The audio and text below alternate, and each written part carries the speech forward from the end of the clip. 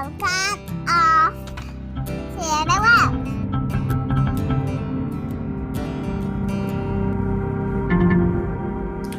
Welcome everybody to Off the Rails. We have a special guest today. His name is Tim Sinclair. He is I'm just legitimately going to do the dumbest thing possible and just read his bio, because if I don't, I will miss something, and this man does everything. So before Jems comes in and we talk a little bit about it, I'm just going to read his career off here for you. After 2 decades as an award-winning radio personality, Tim has made a name for himself in a different arena, literally. He is the public address announcer for the Bears, the Bulls, the Fire, and the Fighting Illini. He's done everything. The 2020 AllStar Game, he just announced the 75th anniversary team for the NBA at the AllStar Game. Did the bubble, did the wubble, the women's bubble. There's really not anything he doesn't do, and he has 2 awesome platforms, or 2 awesome companies. RINGR, which helps you record audio conversations, mostly for to have the best audio possible. And I watched the demo on it; it looks amazing. And then also they just launched an app which you can use that in as well, to record audio, or basically do a direct audio podcast onto the site, onto a social media site. It's called Stump, and me and Jems just downloaded it and added ourselves on there, so we'll be on there. And Tim was amazing conversation. Yeah, I couldn't be happier with how our conversation went. He's a very interesting guy. He's got a ton of different things he's doing. He's got an incredible voice. I think that just goes hand in hand with being a public announcer. You have to have that. And my public address announcers, I like a nice deep voice. Yeah. You have a type. which Tim sounds like he'll probably be the best sounding person we've ever had on this podcast, for sure. He does this for a living. Definitely. So. And Tone will not be this episode the best sounding person we had on the podcast. I was going to get to it, but I'm glad you did. Yes. The weather decided to screw me over the first 15 minutes of this podcast. I think I fixed it right around the 15-minute mark. Yep. But either way, it was a great conversation. Tim's an awesome guy. Hopefully we'll talk to him again someday, and go Bulls. Yeah, for sure. Enjoy the conversation with Tim. I know we did. So without any further delay, here's our conversation with Tim. We want to welcome Tim Sinclair, fresh off public address announcing the NBA AllStar Game. He got to introduce the 75th anniversary NBA team, which is awesome. I can't imagine calling out any of those names. How was AllStar Weekend, Tim? Well, first of all, thanks for having me on, guys. I appreciate it. And man, it was as jaw-dropping and incredible as you might imagine. I think I said to somebody the other day, the talent per square foot in that arena, I don't know will ever be eclipsed. Just that many of the NBA's greats in that small of a space for that kind of a thing was incredible. And, being there was special, and I've watched it back on, YouTube now since coming home, and it looked great on TV too. So I'm glad it played out. Yeah, I watched the entire thing. I didn't hear any mess ups. Everybody's name sounded clear and concise. It was awesome. And growing up, I was born in 1990, so being an elementary age kid watching the 90s Bulls, and then getting to see Rodman and Jordan there in person, and then Pippen on, I think he was just there on video, right? Yeah. It was awesome. And seeing a lot of those guys they played against, I remember seeing Patrick Ewing all the time and Gary Payton. That was just incredible. I can't imagine being there. And then Jordan showing up was kind of a surprise, right? Did you guys kind of think he wasn't coming, or? I had heard for the last couple of weeks that the plan was that he was going to be there. It was a little dicey. There was some back and forth about it. He obviously wanted to be at Daytona. And so what I heard coming into the weekend was the plan is for him to fly in. And I don't think many people knew this, but inside baseball, they thought he was going to be there, but it was going to be tight. And we had a plan in place for if he doesn't make it on time, then in the third quarter or the fourth quarter during a break, we would do a special recognition introduction then. But thankfully, he made it about 20 minutes before halftime and walked in there at the very end, which was great. He was probably slated to be the last one introduced regardless, right? Correct. Yep. And I don't think it was, Yeah. I mean, it worked well for timing, but I think he would have been last, anyway, even if he wasn't flying in at the last second. Totally I makes wonder sense. if Bubba would have won that race if he would have made it. It's a great question. Yeah, there's a little bit more celebration and stuff going on after the fact then. So thankfully, we didn't have to worry about it. We had a plan in place, but I was really, really glad he made it. And obviously, the ovation and the reaction for everybody when he walked out of that tunnel was pretty special. Did it give you the vibe of what like Ray Clay had going on in the 90s announcing all those teams? Yeah, a little bit. I mean, it just felt, my goal was to try to be reverent yet energetic. Like reading 75 names in a row, even though it was sort of broken up, is hard to do in a way that doesn't get boring or isn't over the top. Like, oh my gosh, this guy's just screaming at us for half an hour. So the goal was to make it not starting lineup-ish, because that would have been too much, but make it more than just me, like they're graduating, right? Walking across the stage. I didn't want to do that either. So it was this balance of energy, excitement, but reverence. And I think it couldn't have gone better, for at least from my perspective. So I'm glad it played out like it did. No, it sounded awesome on TV. Like, good. I was pumped, and all the names. It was really cool to see.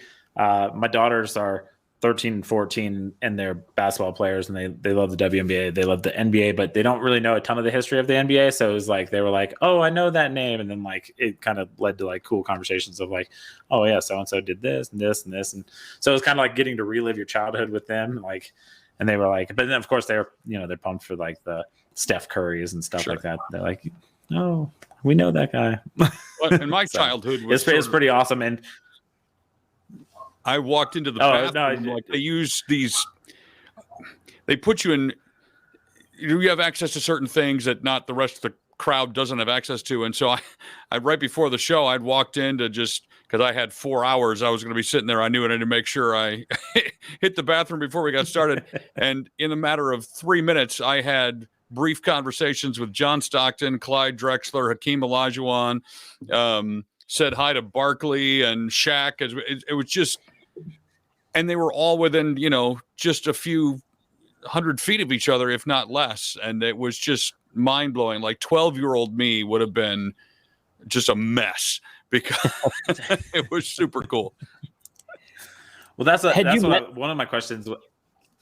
Go ahead, Tom. One of my questions was going to be the getting to actually announce the names. Was that players that you obviously actually like grew up watching and stuff. I'm going to guess Jordan was probably like the pinnacle of getting to announce the names, but like, was there any like outside of Jordan, any of the lesser ones that you were like, man, I can't believe I'm announcing this person's name. I watched every game they played or whatever. Like, yeah, Jordan was the big one. You're right. For a couple of reasons. He's just not been in public much. So nobody's really had a chance to introduce him, because he doesn't want that now. Yeah. To me, Kobe was really special. It's just incredibly sad that he wasn't there and Vanessa was. And, so that one held a little extra for me. I would say, although I didn't really watch him play a lot, Dr. J, I just remember when I was really little and hearing my dad talk about him a lot. That was pretty special. And then I grew up in Detroit the first 11 years of my life.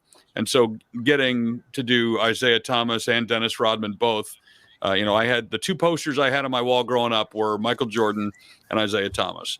And so to now say I've introduced them on the grandest of all stages was pretty cool.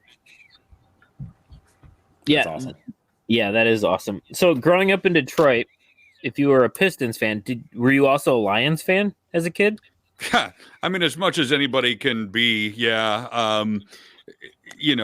they never won anything. And we had Barry Sanders for a while, and then we had Calvin Johnson for a while, and they both hated it so much they quit early, right? So, yeah, I guess I would say I was. We moved to Illinois, though, when I was in 6th grade, and so my allegiances began to swing from University of Michigan, Pistons, and Tigers and Lions to University of Illinois and Bulls and Bears and Cubs and White Sox.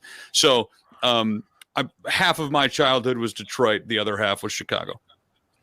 Well, Tone and I have not grown out of the Lions fandom. We've been stuck in it since we were little. So you know the pain. Little children. 100%. Yes. I'm in 1,000%. Yeah. I'm in like a good area. I was gonna say at least Jems got. I was gonna say Jems switched over to the White Sox, so at least he got a title. I'm still a Tigers fan. I didn't switch. I was never a Tigers fan. I just live in Northwest. But it's been a while. Yeah, I'm just in Northwest Indiana, so I can kind of pick and choose a few different areas where teams aren't relatively far away. So you are the Bulls public address announcer. This is year 3, year 2. Year 2 with the Bulls. I did 2 years with the Pacers before that. And you also did the bubble. Correct. Were you the only announcer at the only PA at the bubble, or were there several of you guys? There were 4 of us. They had divided it all into like 4 separate teams, and each team had a PA guy, a couple of directors, a DJ, a video coordinator. And so we were all given schedules that would sort of allow all the games to ultimately be covered, because there were 3 arenas, and quite often multiple games going on at the same time. And so we each had different schedules and had to cover different things. So I was there for about 5 or 6 weeks, and then got in the car and drove across the state and joined the WNBA bubble for about 4 or 5 weeks and worked that one. And then flew back the day before the first Bears home game in, I guess it would have been 2020. Was that your first year with the Bears too, or have you been with the Bears a little longer? Yep. So I got the Bears and the Bulls job in the same year. So are you going to try to attack all the Chicago sports teams and try to get the White Sox or the Cubs as well? I mean, I've got the fire, so I'm already doing soccer and football and basketball. So for now, I'm good with that. Combined with University of Illinois basketball, my plate is pretty full. Summers are a little slower, so I, in theory, could do some baseball. But right now, I'm very happy with where I'm at. So with you announcing or being the PA for the Fighting Illini, how awesome was it when Io got drafted by the Bulls and then he's starting and playing awesome? I saw the jersey back there. Yeah. Man, it was nobody expected that he would drop that far, and so it never crossed my mind until I was watching the draft with my boys, and they were about pick 27, 28, and he still hadn't gone, and I looked at them, I went, man, there's a path here to Io going to play in Chicago. And, it works so perfectly for him and his family, who's all in Chicago, for his fans who've watched him since high school and, then playing in college. And certainly for me, like, I had no idea when we were doing his intros and stuff at Illinois, and it sort of, became a signature call at Illinois for Io that would bleed over into the NBA. I was expecting to get to introduce him, but as a visitor, and have to be, kind of monotone about it. And right. It's been so great, not just to have him there, but to have him be in a position now that he can actually succeed and do really well and kind of learn on the fly. And he's been doing it really well. And that's, I don't think, a surprise to anybody who knows him well. It's been awesome to watch him like step up when everyone is hurt. And then his mom goes on the score in the afternoons. Like, I've heard her at least 2 or 3 times on there, and she is awesome. Like, she's very good on there. And it just sounds like they have a great family. Yeah, they do. She will text me or tweet at me every once in a while, and their family's been great even since his Illinois days. But now that, we're in the same building a lot in Chicago, I've gotten to at least interact with them a lot. I don't know them very well, but from everything I've seen and heard and all the interactions I've had, they're pretty fantastic. That's awesome. I think I have a slight lag, so I'm hopefully I'm not messing you guys up too bad. But I was gonna ask you about the Bulls kind of being resurgent again. It's been a little bit since they've been so competitive.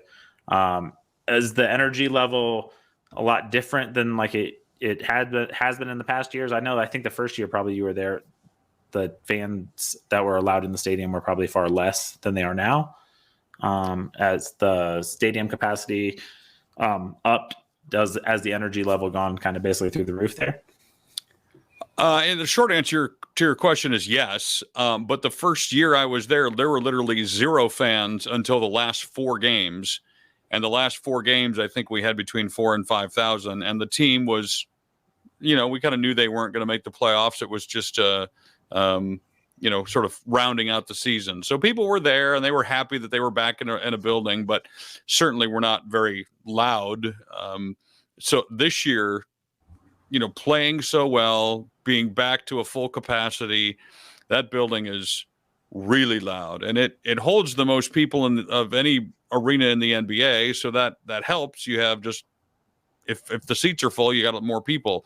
But I've been in a number of arenas, and it's a loud one, and it couldn't be better. I'm so thankful to get to sit in that seat, and especially, now working with a team that's doing really well, and they've made a lot of progress and made a lot of good moves. It'll be exciting to see what these last 20 some games are like. Yeah, and then they just got the signing of Tristan Thompson, so that's gonna help. Once some of these other guys start getting healthy, doing all this without Lonzo, without Alex Caruso, Patrick Williams, they haven't beaten any top Eastern teams yet, but they will. Yeah, I can't comment too much on some of those things being a team employee, but I will say that, it will be nice when we have our full complement of players. It will be, we haven't seen the full team at all, quite honestly, because when Patrick was there the first 5 games, Kobe wasn't. Igo wasn't playing at all because they just didn't know what they had, and he wasn't quite ready yet. So to have, I think, figuring out what that rotation is going to look like, it's going to be really interesting. But that's a good problem to have when you have, too many potential people to get on the floor. You don't know how to do it. So we'll take it. Yeah, definitely. So you did the All-Star game this year. You also did it 2 years ago too. How do they choose who does it? Is it a performance-based thing? Are you the top dog in the NBA and you get it every other year? All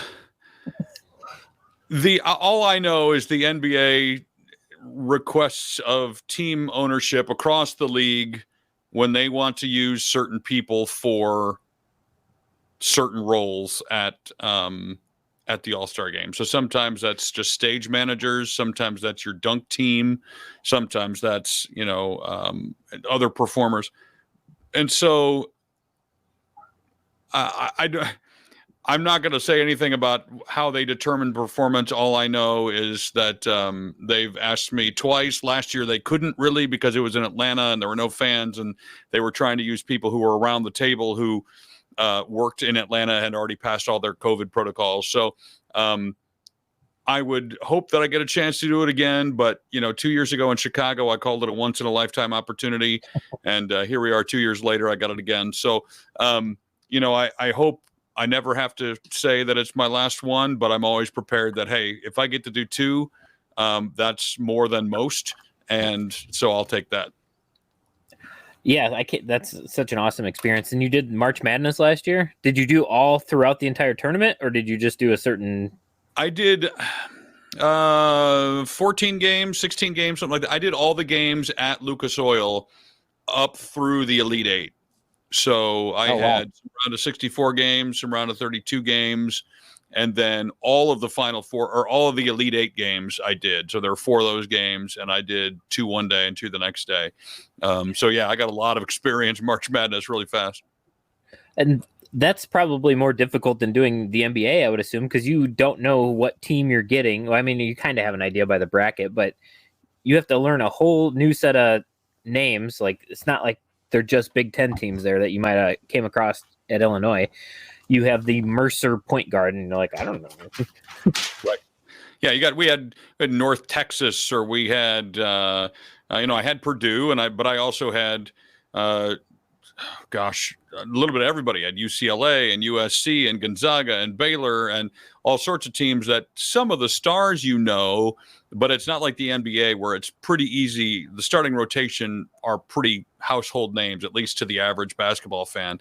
So yeah, you've got to get a little bit more help with pronunciations and things like that, so that you can be doing the right thing at the right time. And but in the grand scheme of things, it's not like if I was doing play-by-play and you had to know stats and stories and backgrounds. That's a whole different level of studying. Thankfully, I just really have to know how to say their names correctly.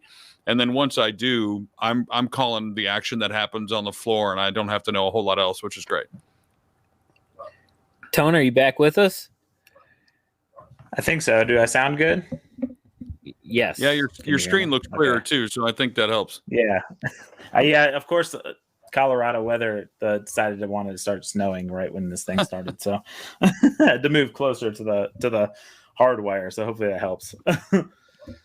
But no, yeah, I was listening to the whole thing. I really find it fascinating that just the things that you guys get to do on a day-to-day basis. I mean, does it feel like you're like kind of like living your childhood dream in that sense of like doing something? I know for me, like I always wanted to play baseball. I was a pretty good player. Jems was as well. But like anything in sports seemed like the dream. Just being able to pay your bills doing something sports wise seems like awesome for a kid that loves sports. Yeah, I've said this in some other contexts, but I honestly didn't even know to dream this. Like it never entered my head. I was going to be an architect, and I went to architecture school. I got into the University of Illinois and was looking for a part-time job while I was in school. Happened to know a guy who was working in radio and said, "Hey, do you need any help?" And he said, "Do you want to be on the air?" And I was like, "Okay." And I wasn't any good, but I loved it. And I've tried to order my life as much as possible in a way that I can do as much of what I love as possible and as little of what I hate as possible. And so when I saw that, I'm like, oh, hey, they'll pay me to listen to music and talk. I'm in. But I never combined that with sports until about 12 or 13 years ago when someone said, oh, you should apply for the public address announcer job at University of Illinois. And so I said, okay. And I did, and they didn't call me back. It was like a year before I heard anything. And then they got in a jam, and I happened to my paper was still in a stack somewhere. And they called, and I got a chance to do a baseball game. And then they gave me a chance to do one more thing in the fall. And then they're like, we want to come back and do softball. And so that sort of steamrolled. And it was completely by accident, really. It wasn't until I was doing a lot of these events that I went, maybe there's a chance to do a professional team, but I still never thought it would be the bulk of my career. It was a little thing that I would just sort of do from time to time to supplement and for fun. And then all of a sudden, what's happened has happened. And I never could have called it. There are not many who have. There are maybe 2 or 3 people who are doing multiple professional teams in the world that I know of. So I consider myself very fortunate. Yeah, I keep saying that's awesome to everything you say, but it is. You get to go. I mean, you're obviously working these games, but going to a Bears games, not a Bears fan, but being able to be out there on a Sunday and calling out a ton of names. And I assume football is pretty hard because there's 53 guys and they cycle in the practice squad before the game. So you got to know 70 guys or 60 guys. And a lot of those names are difficult. It's just awesome what you do. And so you also have a radio background and a TV background as well? Yeah, I spent most of my career from 20 years old until 35 or so in radio. I did some just voice work and writing and production for radio stations in there with my own company for a while, but that was largely what I thought I was going to do with my entire life. And then about 4 years ago, I got a call from a TV station locally who said, "Hey, would you be interested in doing a lifestyle TV show?" It was already going. They just wanted to know if I'd be willing to step in as host. And I was like, I'll take the free lunch to talk about it. And so we went out and they had me do a screen test, and all of a sudden I'm hosting a TV show. And so I'm wrapping that up here very, very soon. I just can't commit to being in one place every single day or most days. They've been really flexible with my schedule, but I love communication. And so I want to use my voice and my thoughts to move people in some way, shape, or form. And my entire career has been based around that. And it just happens to largely now be 60,000 over in a sports. And great. What TV station is that you're on?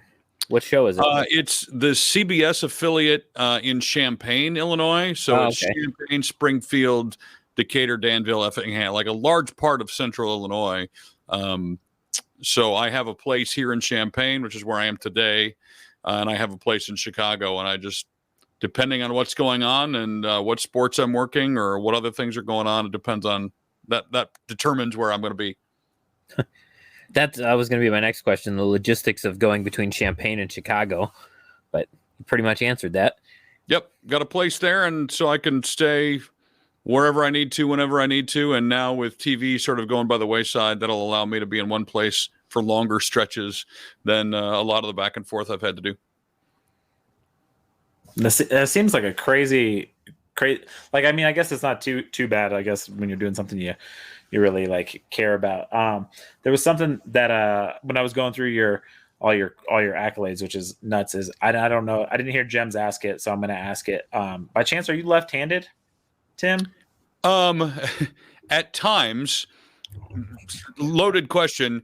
I do some things left-handed. I eat with my left hand. I bat left-handed. I would, if I surfed or snowboarded or skateboarded, it would be goofy foot. But I write with my right hand. I primarily throw and shoot with a basketball with my right hand. So the answer to your question is kind of. We'll claim you. So we're both left-handed as well as being Lions fans. Interesting. So we have never had a left-handed guest, so you're our first left-handed guest. I'm close, yeah. Honorary. Honorary. Our other close one was Ryan Niemiller, I think, said that he would be left-handed. He's a comic who's on America's Got Talent, but he's missing part of both of his arms.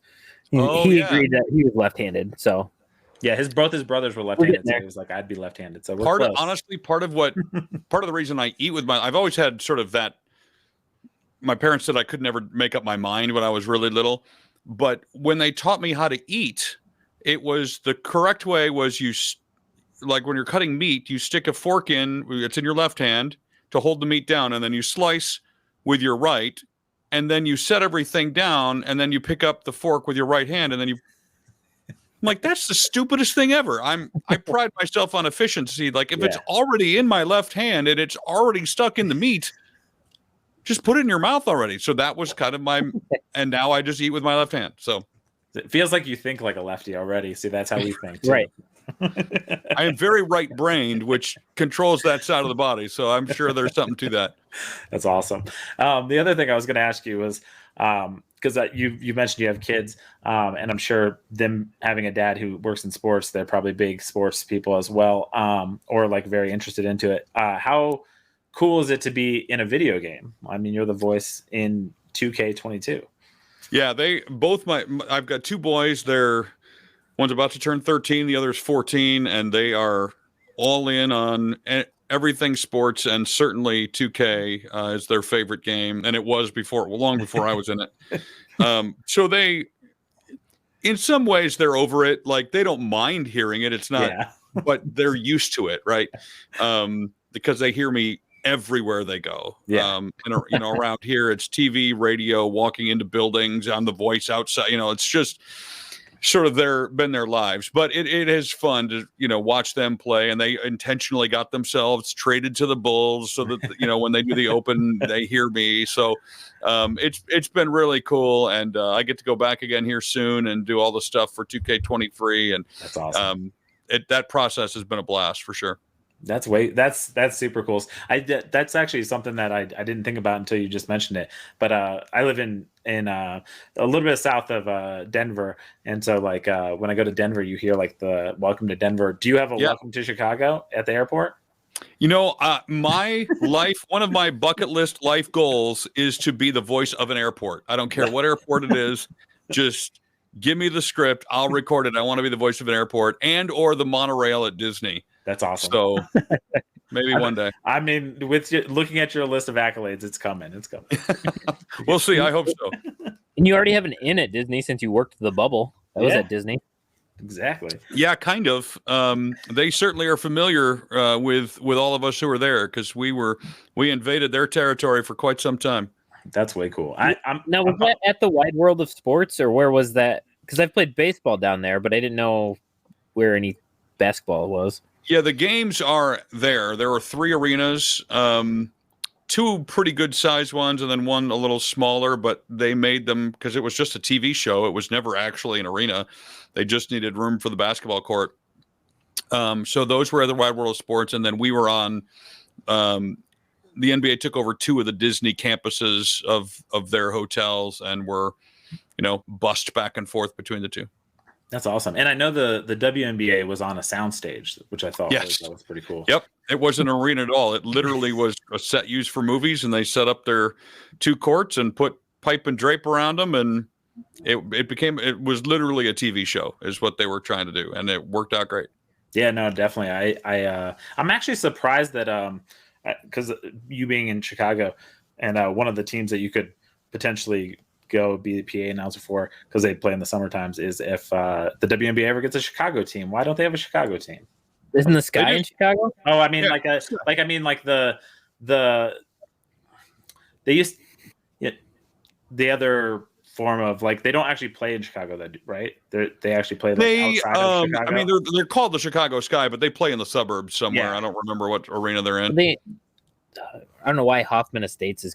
Yeah, because that's what I was meaning by Chicago doesn't have an actual in Chicago team. Yeah, they're outside. It's kind of like the Chicago Comedy Club is actually way out in the suburbs, nowhere near Chicago. Well, the Bears might be sometime here too. So, well, that's true. Yeah, I guess that logistical. Yeah. So I was gonna say there needs to be more WNBA teams. 2 Chicago teams would be fine with me because they seem to like basketball there, which is it's a great basketball town for sure. Yeah, the Chicago Sky winning, and then obviously having a winner in the city seems to be propelling the city into even bigger and better places because the Bulls are up, and I think the Bears, as much as I don't want to say it as a Lions fan, I think they got a good quarterback that's going to take them into the future for them. So we're all very hopeful. So that's all I can be. And my job is I tell people all the time, my job is always awesome, but it's always better when you win. Definitely. So, it can sometimes, it's never drudgery. It's never a bad day at the office, but sometimes it's hard to sit and watch a team consistently over a season or series of seasons lose a lot. So it's always better when you win, and I've been really fortunate here, especially this last year. Well, it seems like they like the Indiana guys because they just brought in an Indiana coach to be a right. Came from the Pacers. You got the Colts coaches coming over. Here's hoping it works.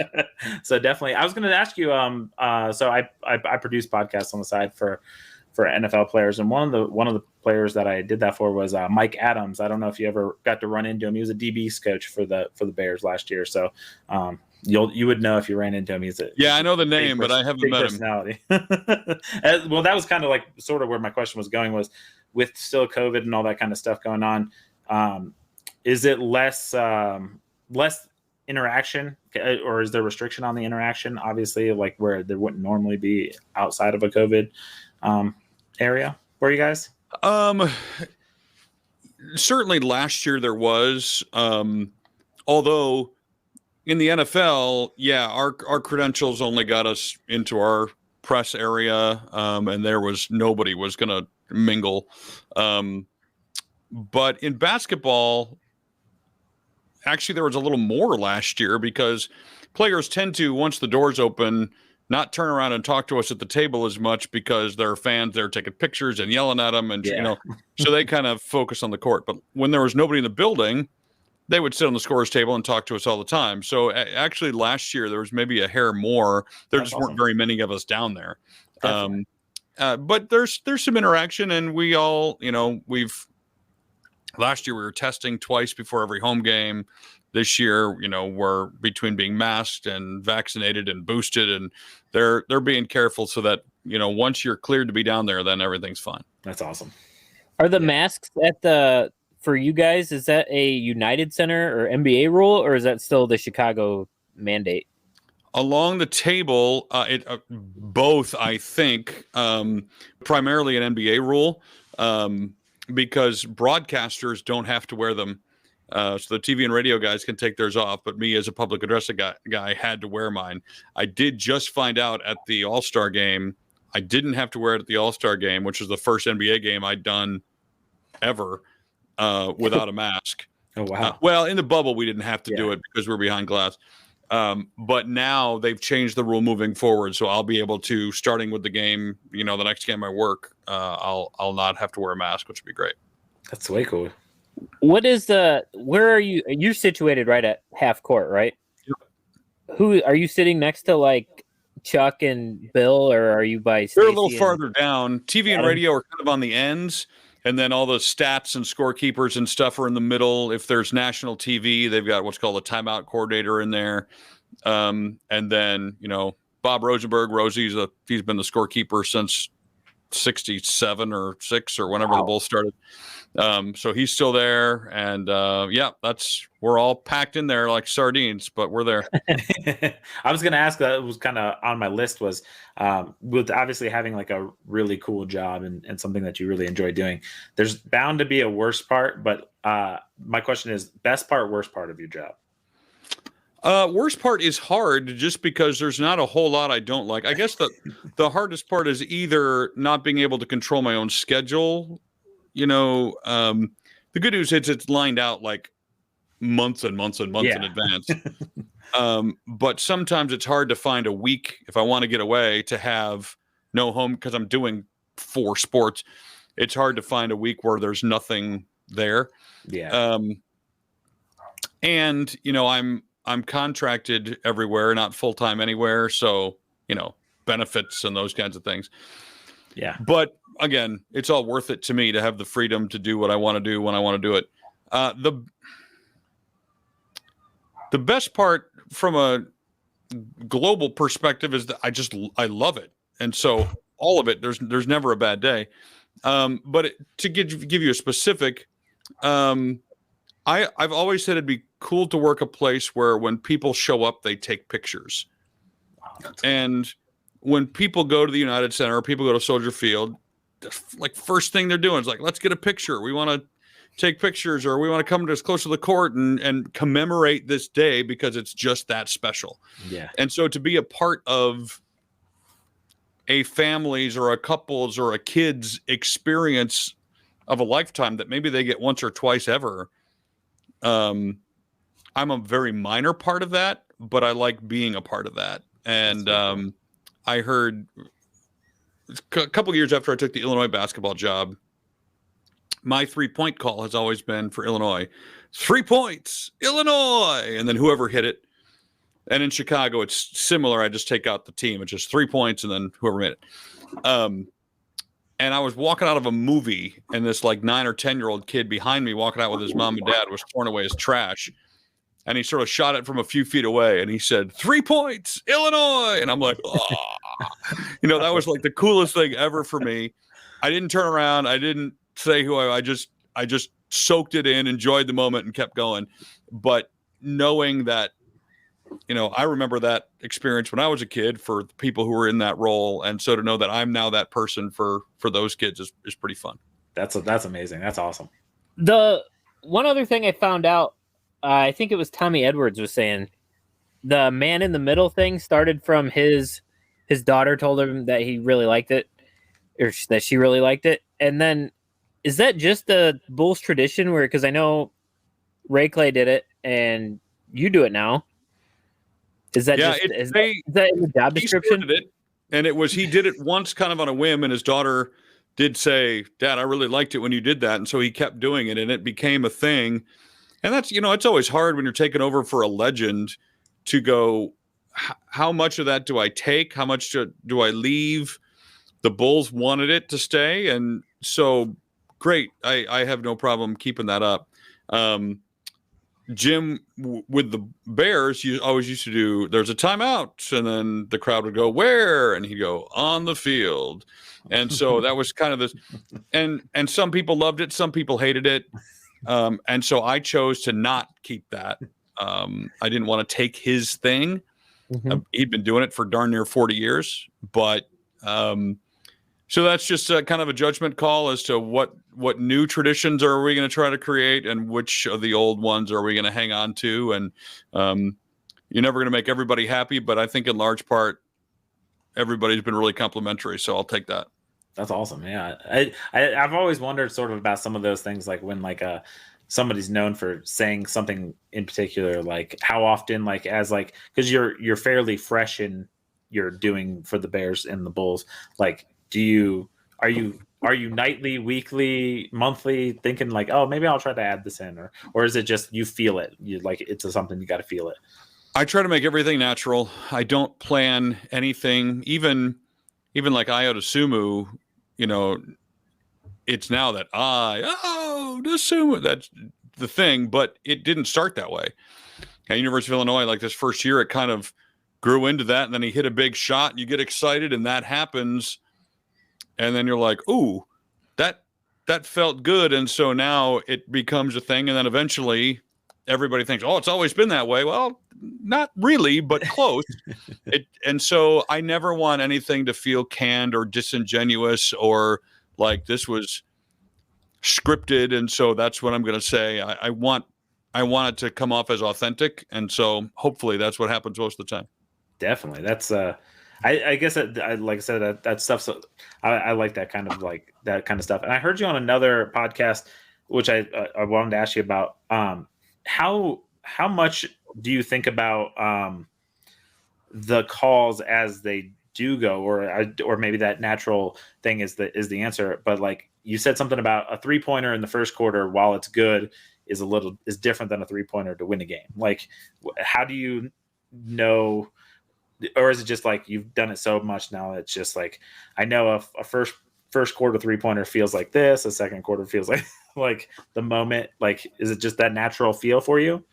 I would say these 3 words kind of sum up how I would address that, and it's read the room. Okay. My job is always, I say, to reflect what the crowd is or should be feeling in any given moment. And so I kind of take my cues from what the building is doing, which is why it makes it hard when you have to be neutral. Yeah. If you're doing a tournament game or even the NBA AllStar Game, it's sort of equal excitement for everyone. And so, and that's more difficult to me than if you're in a home arena and there's one team that 98% of the people are cheering for, then it's a lot easier to take their cues and for them to take mine, and this sort of symbiotic back and forth. But I really do just try to go, what makes sense in this situation? What is going to either help the crowd get to where they need to be, or just be a reflection of what they're already feeling? And I'm a fan too, so that's not too hard sometimes. But that's generally how I go about it. That's awesome. So along with announcing for every professional and collegiate team in the Midwest or in the state of Illinois, you also own a couple businesses? Oh yeah. Or is it just the one and then you're part of another one, or? Yeah, so I started a company called RINGR in 2014 to help kind of with conversations like this, mainly just the audio side of things, because I was in radio and I was tired of crappy audio from really good guests. And we'd have people on and you couldn't hear them, or they'd have to turn the radio way up, and then I'd come on and be really loud. They have to turn it. And so that was why RINGR got started. It was a complete accident. I was just trying to solve my own problem, and it turned into a business. And then platforms like Zoom and others have come along that are, I'll just say, good enough. Like, it's not high-end audio, but for the average person, it's good enough. There are, several thousand audiophiles who use Ringer all the time and love it because it gives them a quality they can't get elsewhere. But for the average person, there are ways to do it for free and to do it good enough. And so we've literally just launched a new product called Stump, which uses our technology, but it allows, hopefully, instead of thousands to use it, millions to use it. And we want to just make audio social. And so it's like Twitter or Instagram, but for audio content. And so you can record your own audio, you can record with up to 4 friends and instantly title it, tag it, share it. And your feed looks just like your Instagram feed or your Twitter feed, but it's with audio content that you've created and that others have created. And it's all based on the Ringer technology that we patented back in 2014, 2015. So that sort of takes up the rest of my time during my day, is trying to make sure we're heading down the right track and innovating and creating things that people will use. I think that's awesome. That's way cool. And you kind of explained it there, but say for someone like me and Jems who have our podcast, we could just hop on to Stump and we could just be like, boom, have a conversation. People can listen. Is it they can listen live, or is it they listen afterward, or is both? It's afterward. It's not live, but it's also real time. And so there's no editing. Like you can choose to start it when you want to start. So you can connect and talk and say, hey, this is what we're going to talk about. This is what we're going to do. All right, ready? Yep, let's go. Hit the start button, and then you start recording, and then you can do whatever you want. As soon as you stop, you can either pick up and continue that conversation, or you can save it, tag it, upload it, and then share it within Stump and share it to Twitter or Facebook or whatever. But there are no RSS feeds. You don't have to get approved by Apple or Spotify or anything else. It plays just like a podcast player would, so people could listen while they're running or driving their car or whatever.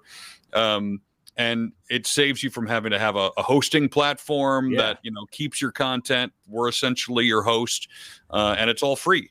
And we're excited to it's just weeks old in terms of the product that's put out there, but we're super excited about it and think there's lots of good ways to use it. Well, awesome. We'll definitely sign. We're definitely signing up. Please do. I'd love to hear your thoughts. You'll be our first one. You'll be our first great.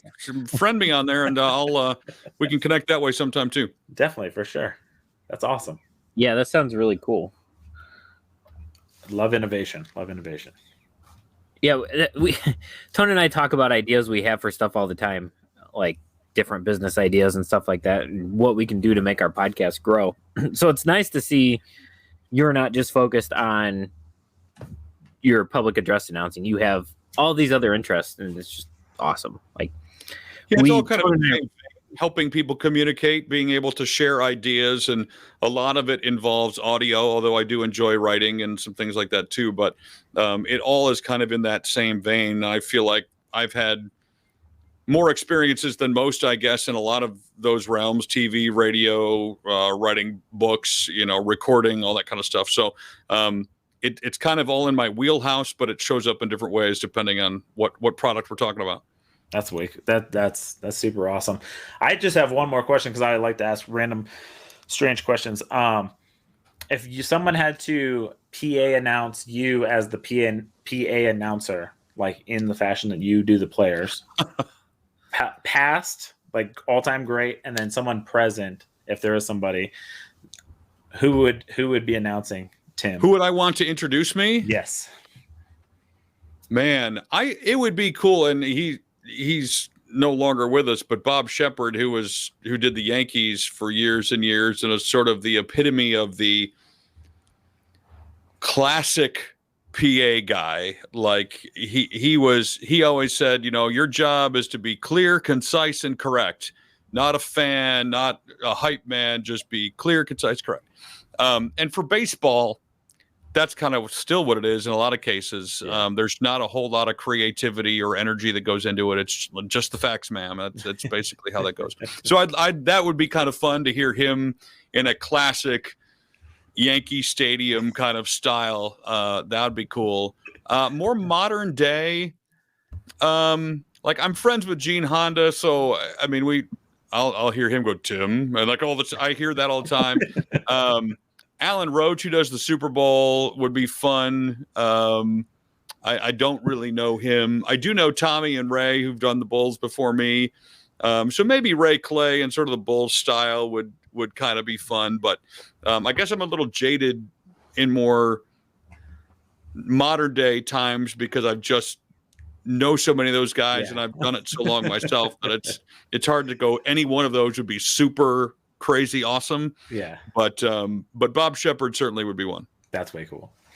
And the last thing I have is you have a TikTok where you were saying that I can't remember exactly how it goes, but basically I'm just wondering the coolest or craziest interaction you've had announcing a game with like the players right there. I think you said LeBron thanked you on accident. I think that's the TikTok I'm thinking of.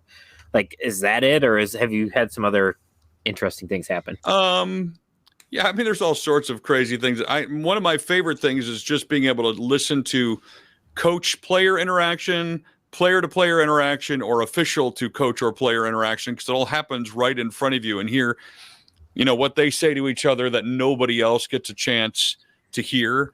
A lot of which I can't and won't repeat, but it's fun. And in the bubble, the refs were all mic'd, and we had speakers in front of us because we had plexiglass around us at the time, and we couldn't hear them when they come to the table. So like, we're gonna have to put mics on them so that when they are trying to tell us something, we know. But those mics were on the whole time. Oh no! So when they're running up and down the court and having conversations with players, like we could hear the whole thing, and that was. So I really enjoy that. The LeBron story, though, was funny because it was during no fans, so there's nobody in the building, and he sat right in front of me getting ready to check into the game. Well, the official called the foul, and I couldn't see because there's a 6'8" human sitting right in front of me. And so I yelled down, because we were all spread out at the table at the time, I yelled down to Bob Rosenberg. I'm like, who was that foul on? And LeBron turned around and said, 22 or whatever. And I was like, oh, thank you. Well, my habit, of course, is anytime I talk is to push the on button for my microphone, because that's what. So when I said it, my finger hit the on button. And so I said thank you to the entire stadium instead of just to LeBron. Now, there was no one there other than the teams and a few workers. My boss in my headset was like, who were you thanking? I'm like, LeBron, I'm sorry.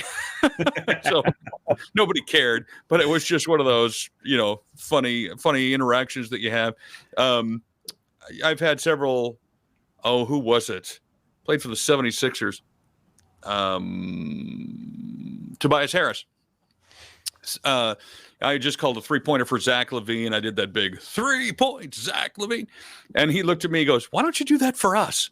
And I said, because I really like my job. So, you have a lot of those little things here and there, which never get old. Most of the guys are super cool about it. That's way cool. That's awesome. That's awesome. Tone, you got anything else? No, I apologize that my weather wanted to act up at the beginning part. At least it cleared up a little bit here at the end. Tim, thank you for coming on. I do want, where can everyone follow you and anything you want to promote? Thanks for having me on for one. Tim, the letter J, Sinclair is kind of my handle everywhere. So everything from Twitter and Instagram and TikTok and Snapchat, whatever, is all Tim J. Sinclair. And then my website is the same, timtheletterjsinclair.com. And so connect, follow. I love interacting with people as often as possible, and be happy to make some new friends. Definitely. Well, you're getting followed. Well, I think I followed you this morning, but yeah, no, I'm excited to continue on following you and hearing you all over. We watch plenty of basketball, so I'll be hearing you all everywhere. Awesome. So, well, thanks for having me on. I appreciate it. Definitely. And I guess my last thing is, so Stump, is it an app as well, or is it all web based? It's solely an app. It's solely an app. Okay. Apple and Google Play. You can download it right now. I am. That's what I'm doing. We're downloading it right now. You guys should too. Perfect. Thank you, Tim. Thank you, guys. Yeah. Thanks. Thank you. Appreciate it. Thank you, everybody, for listening to our conversation with Tim Sinclair. I'm sure you loved it as much as we loved having it. Again, apologize for being god-awful at the beginning of that podcast with my internet and the weather not wanting to cooperate, but Jems held it down for me and asked some awesome questions, like always, because Jems is the man. Jems is the reason we had Tim on the podcast in the first place, too. Jems reached out. Jems has been doing a lot of that and killing it in that. So we got a lot more of these awesome ones to come. We know you probably really enjoyed the Tim Sinclair one. Jems, anything you want to leave the people with? I just want to thank Tim again for coming on. He was awesome. I can't thank him enough. We have some more interviews lined up. We're going to keep pumping these out on Wednesdays, I believe. The episodes will drop. Tim is going to drop Wednesday, which is tomorrow from our recording because Tone's a beast. And then next week we actually have 2 interviews lined up, Tuesday and Wednesday. So one will drop Wednesday, and then I don't know when the other one will come out. But we're hoping to get some awesome ones lined up and having a stockpile. And also we have a couple episodes in the can, so you will not be left without episodes. From here going on, Wednesday is the day. And go follow us on YouTube and follow us on Apple and Spotify and all of those things. I'm doing more clips. We're taking over the world in 2022. Oh, yeah. Off the Rails is going worldwide. Definitely, for sure. So everyone get Stump. Check out RINGR if you need to record. RINGR without the E. It's RNDR. Yeah. So go check those out. And then if you ever go to a Bulls game or you go to a Bears game and you encounter Tim, tell him that the Off the Rails guy sent you. Right, Jems? Yep, good idea. It gives us bonus points. Yeah. I don't know what it'll get you other than like a hearty handshake, maybe. Probably a fist bump, depending on how COVID's doing. But yeah, for sure. That's sure. Good point. Fair enough. But yeah, look forward to more of these episodes. I love interviewing people. I love talking to people who have a passion for the thing they do and enjoy it. And I'm sure you felt that in that conversation with Jems and I, as well as Tim. So yeah, go rate, review, subscribe, and we'll see you guys next week. See ya. Welcome off. See you